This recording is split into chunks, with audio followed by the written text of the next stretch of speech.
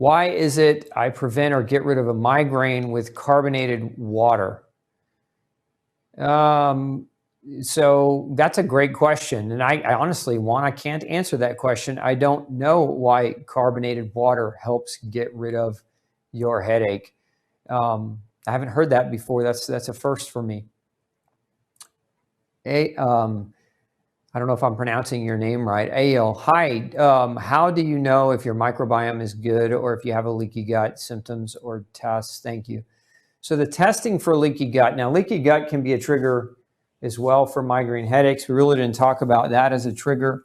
But if you come back over here and we go back to the kind of the wheel here, one of the correlating themes behind this diagram too is remember that a migraine as a whole, let's just kind of move this stuff out of the way. As a whole, a migraine headache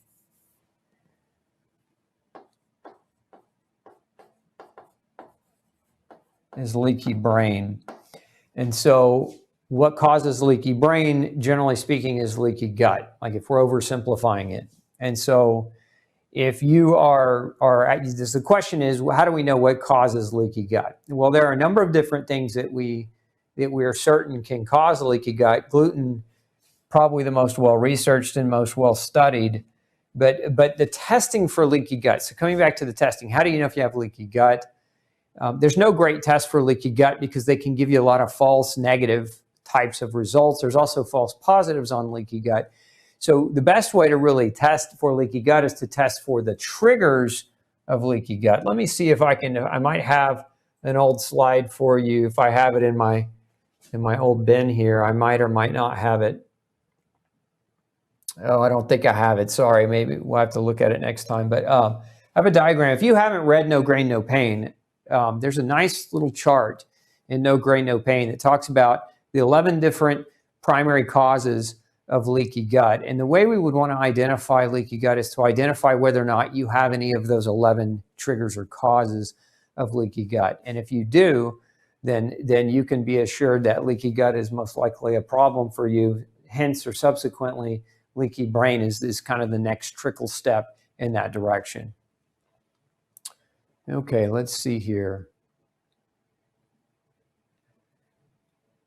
So Ellen says, my parents both had migraines, both said drinking coffee helps with their headaches, at least one, if not both, were gluten sensitive, but didn't know it. They both had very similar health issues. It's one of the unique things about caffeine is caffeine, interestingly enough, can actually, if you ever see, there's a medicine on over the counter called Excedrin with it's migraine Excedrin. So it's a migraine formula, and one of the ingredients, aside from non-steroidal anti-inflammatory, is caffeine. And so for some people, caffeine can actually reduce headache. Now there's different fields of thought on this, and that caffeine can reduce the headache, but some people also believe that caffeine withdrawal, because one of the things we know about caffeine withdrawal increases headache. And so what happens is some people, maybe they get on maybe they're trying to be healthy, and so they're going and they're doing a caffeine withdrawal because they're cutting coffee or they're cutting heavy caffeine out, and they start to develop more headache, and then they find that just a small cup of coffee helps to reduce that headache, and that's because of that potential for caffeine withdrawal. So caffeine can kind of play both sides of the fence there. Diana says, I have MTHFR and take a homocysteine supplement and feel better. Thanks for sharing, Diane. Amali wants to know, what's a good level of homocysteine? So homocysteine, if you're looking for a good level of homocysteine, you want to have it less than 9. That's kind of what you're looking for. If it's not under 9, it's probably a little bit too high. And that's where some of the increased risk can start to set in. Let's see. Somebody says, greetings from Portugal, a conversation with my doctor? I don't think so. If I had a doctor, it would be someone like you. For now, at 59, I am my own doc. And sometimes that's the way it's got to be, folks, because, I don't disagree. The conversation with the doctor, most doctors, at least in my experience, most doctors of the people that come to see me, have a track record, at least according to the people coming to see me, of spending less than 5 minutes with them. And that's part of the problem, is you can't be a great doctor and not listen and not learn and not understand a person's story or history. It's just, it's not really all that possible. Kelly wants to know the best supplemental form of vitamin B12. Two of my favorites, Kelly. One is called methylcobalamin. And we can post that up for you if you'd like. You have to be real careful if you're using this as a supplement, as a lozenge or a sublingual, because what you want for best absorption is sublingual.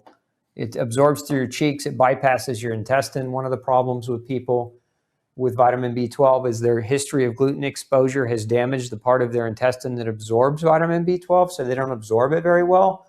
So sublingual can be a better form for many. But for as far as I'm concerned, as far as I've researched, almost every sublingual on the market has corn, major corn ingredient. So we want something that doesn't, and that's where methylcobalamin comes in. We use, actually, instead of using corn, we use cherry to sweeten it. So it's direct organic cherry or acerola that we use as an agent to help with that. So that's methylcobalamin. The other is something called B Complete, and it's got a mixture of all the B vitamins in it. Now, it's not a sublingual, but it does have methylcobalamin, so it has this form of vitamin B12, which is one of the better forms of vitamin B12 for most people in terms of what your body uses in order for proper metabolism. Let's see. Headaches occur after you run. Any thoughts on that? So lots of thoughts on that. Depends on how far you run, how aggressive you run.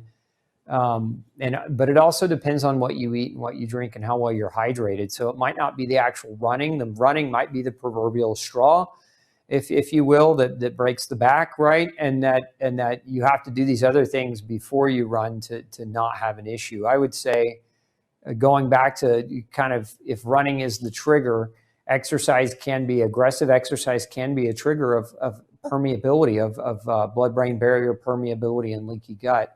So that may be part of what you're experiencing. So looking at some of these other triggers and cofactors that we talked about tonight might solve your problem. Let's see. What can I do to stop or lessen the loud ringing in my ears? Depends on what's causing it. So for some people, the ringing, the tinnitus, I've seen that go away with a gluten-free diet. For some people, I've seen parasite be the cause of ringing in the ears or tinnitus. For others, I've seen it be that they've just listened to loud or been exposed to loud music or loud machinery for so many years that they have inner ear damage to their vestibulocochlear nerve, and you're not really going to see that improve all that much. So it just depends on what category you fall into. Electrolytes, very important. So Crystal wants to know, what about sodium or electrolytes? Yes, electrolytes are critical especially for migraine and for tension headaches, because a lack of electrolytes can actually lead to muscle spasm, which is, again, it's a trigger to tension headaches, but also a trigger to migraine headaches. But you also need electrolytes to control neurological function. Remember, one of their two main thoughts on how migraines trigger, one of them is a neurological trigger, and that neurological migraine triggers can be caused as a result of dehydration and electrolyte imbalance. So electrolytes play a major role, and you should be hydrating very, very well. So headache with a strobe light so not sure I understand your question here, but if you're referring to headaches that occur with a strobe-like effect, so you're having like a strobe blinking effect in your eye, in your visual fields, if that's happening to you, in my experience working with people, the most common trigger for that is coffee and chocolate, which, again, I said earlier, ladies don't hate me because most ladies love their chocolate, but that strobe type of symptom is oftentimes present as a result of consumption of those two foods, at least in my experience. I hope I answered your question.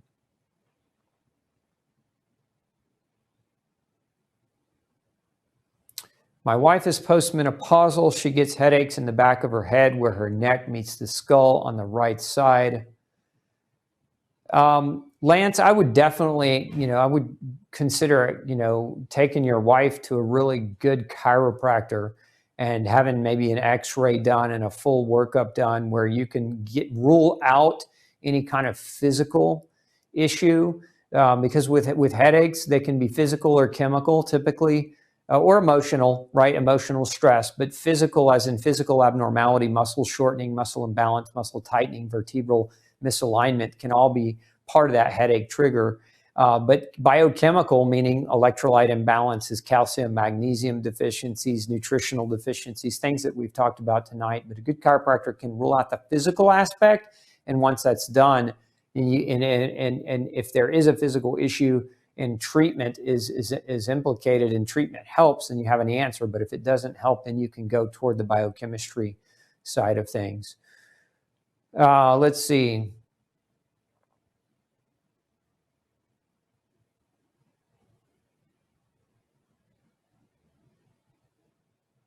So Sheila wants to know, I've had migraines off and on as a child, but chronically since 99. Numerous triggers, including stress, heat, smells, physical activity, and working. Can my gluten intolerance and thalassemia be the cause? Yeah, gluten intolerance is one of the biggest known causes of migraine headache. Gluten's a neurotoxin. There are a number of research studies that show that one of the manifestations of gluten sensitivity is beyond celiac disease. So many of you maybe been taught that if you don't have diarrhea or gastrointestinal symptoms, that gluten is not the culprit. But one of the side effects of gluten sensitivity is migraine headaches, and that may be all you're having. That may be the only side effect that a person can have. So absolutely, gluten can be the trigger there.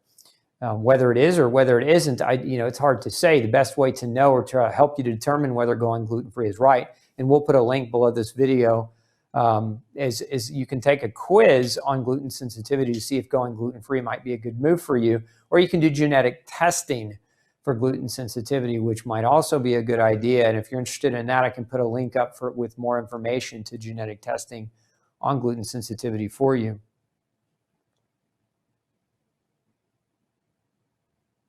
Okay. So clearing mucus, Linda wants to know, what's the best way to clear mucus? One of the great natural ways to clear mucus is NAC. So NAC is, let's get rid of this, make some room. NAC, N-acetylcysteine.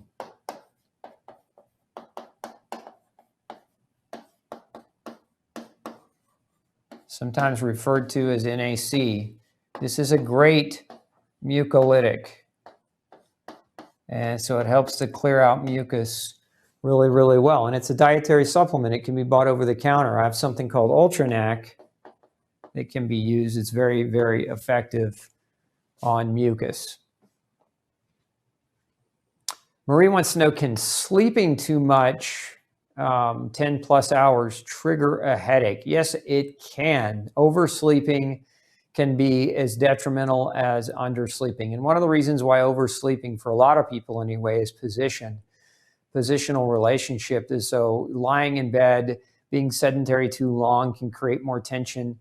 It doesn't sound like it should because you're resting, but what happens a lot of times, depending on the positioning of a person's pillow or the comfort of their mattress, can actually put the neck in a compromised position for a longer period of time, just depending on how you sleep and how sound you sleep, and how much you toss and turn.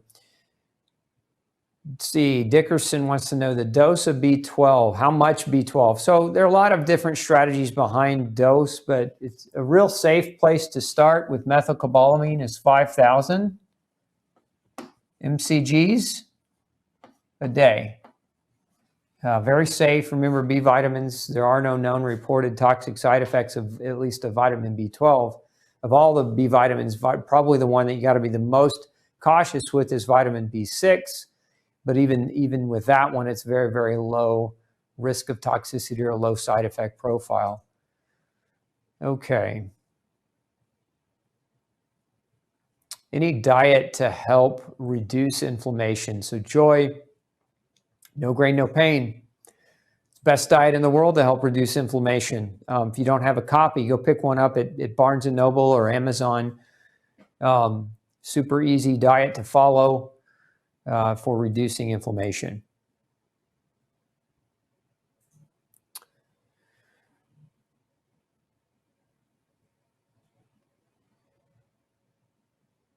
Okay, what benefits do you see from a weekly chiropractic adjustment? What benefits do I personally see? Better mobility, better range of motion, reduced risk of injury, increased neurological flow to the body. You know, chiropractic adjustment has a lot of benefits to it, but I see a lot of really great personal benefits from it. What about smoke or air pollution in the area and having to wear a mask? So we didn't really talk about that tonight. Some of you get mad at me when I talk about masks. But I love the question. So one of the big triggers right now for headaches is the mask. Mask increases headache for several different reasons. Number one, the mask itself reduces your oxygen capacity, and reduction of oxygen or lowering of oxygen actually is a known trigger. And so masks in that way, if you're a migraine sufferer, that might be a medical reason why you shouldn't be wearing the mask. You know, you might talk with your doctor about a medical exemption around that right now. But one of the other reasons is the materials of the mask. The materials, a lot of these masks are not, you know, they're not made in the most pristine of conditions, but then on top of that, they're sprayed with chemicals. These masks contain a lot of different chemicals in them. And so you might be, you know, with that mask on your face all day long, breathing in the chemicals plus breathing in your own carbon dioxide over long periods of time could contribute to being a trigger. But then even beyond that, you've got one of the other issues with masks, if you're wearing, so some of you are buying these medical, like these medical masks that are throwaway one-time use type of masks, but some of you are buying, like doing your own thing with cloth. So what kind of cloth? Is it artificial? Is it natural cotton? Is it organic cotton? You're putting that right in your face. If it's not organic, are you breathing in other chemicals with it? What do you wash it with? Okay, what kind of detergents are you using? Are you potentially allergic to the detergents, the dyes, or the colors? Again, depending on what you're using. Maybe you're using all natural things, so this is a better way to go and less of an issue of a risk for the trigger. But if it's not, you know, again, a number of the chemicals, air pollutants, perfumes, dyes, etc., can be migraine triggers. So you definitely want to watch out for that. Great question, Marianne. Let's see here. How to reduce yeast in the body. So, you know, again, earlier I mentioned that yeast could contribute to sinus issues. So if you're trying to reduce yeast, one of the best ways to reduce yeast is to consume a diet that is somewhat carbohydrate restrictive. Remember that yeast thrive on sugar and carbohydrate. So if you're trying to get rid of yeast, if we want to reduce yeast, we're going to reduce carbohydrate. Now, what does that mean, reduce carbohydrate? We're looking at probably 50 grams a day as the ceiling, right? As the top level of what you want to do. And when you start getting over that 50 grams, you really start providing a substrate for yeast to thrive and grow with. So you want to look at this, and then you might also look at some natural antifungals if you're just talking about supporting your immune system and the ability to kind of regulate this a little bit better. So things like caprylic acid or oregano can be helpful. I have something, it's a mixture of different herbals called Yeast Shield that you might find helpful in that regard. But you can use this to kind of balance, keep yeast in your body at a better balance. So Yeast Shield is what I would recommend. The other thing that you can do is a good probiotic, a competitive probiotic. And what does that mean? One of the best competitive probiotics for yeast is, well, I've got one called Biotic Defense, but I've got actually a few different ones. Biotic Defense with S.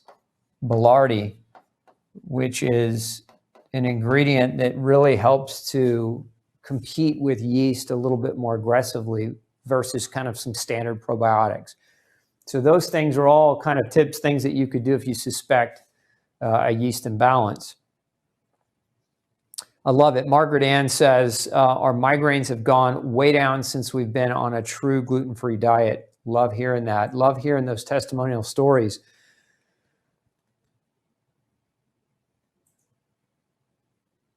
Okay, let's see here. Let's see.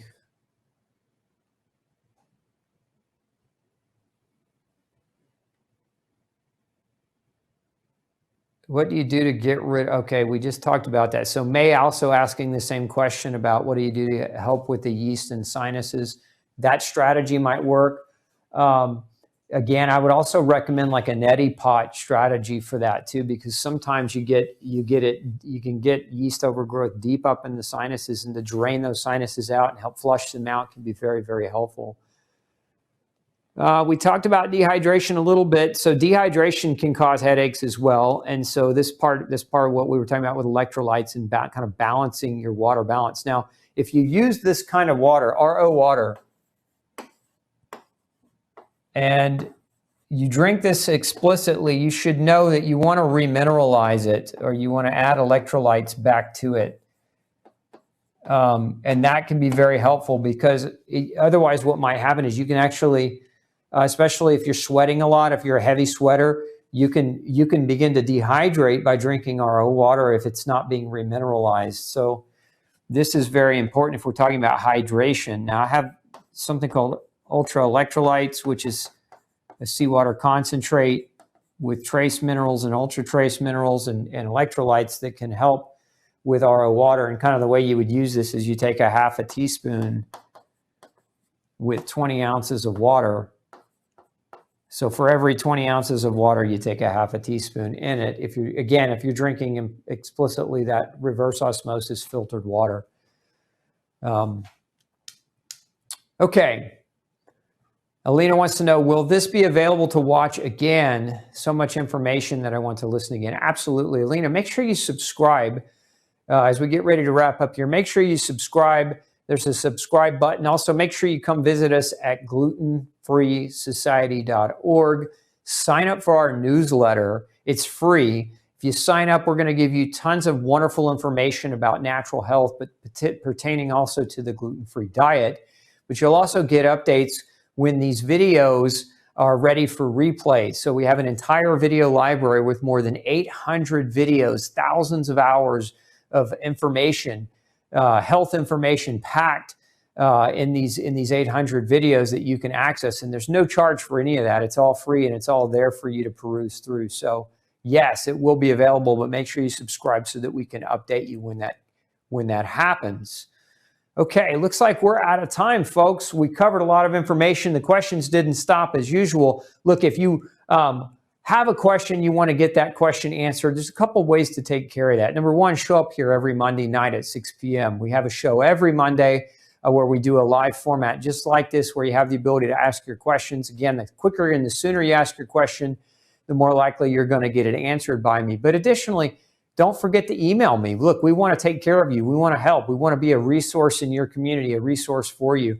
And so you can email me at glutenology@gmail.com. So if you shoot me a question or you shoot me a topic or something you'd like to see me cover in a future show, we look at those. My team and I look at those. We review those on a weekly basis, and we generally try to get to as many of them as we can. So don't hesitate to reach out to us via email as well, glutenology@gmail.com. Look, it was great to spend my Monday evening with you. I hope this was super helpful. Make sure you help me help others. If this was helpful for you, make sure you share this. Remember, our goal here is to help save 100 million lives. Hashtag save 100 million lives. That means I need you to hit the thumbs up. I need you to hit the love button. I need you to take this and share this to as many platforms, friends, and family members who you think would benefit as possible. The more we share it, the more it gets out there, the more this information becomes less of an uncomfortable conversation, the more health becomes the common as opposed to health becoming kind of the rarity. Right now in our society, health is a rare thing, and it's very, very common to be sick. And so most people look at you as you're trying to go down your health journey like you're a health nut, like you're crazy, when reality is They need this information. So the more we can normalize the social paradigm behind how important this information is, the more we can normalize health as being the great place to be and live. So with that in mind, make sure you share with as many people as possible. We'll see you next Monday night, same time, 6 p.m. Central Standard Time. Have a fantastic week. Hey, if you've got a functional medicine or health question that you'd like me to answer for you, make sure you send me an email, glutenology@gmail.com, and we'll do our best to create a video answer just for you. Have a great day.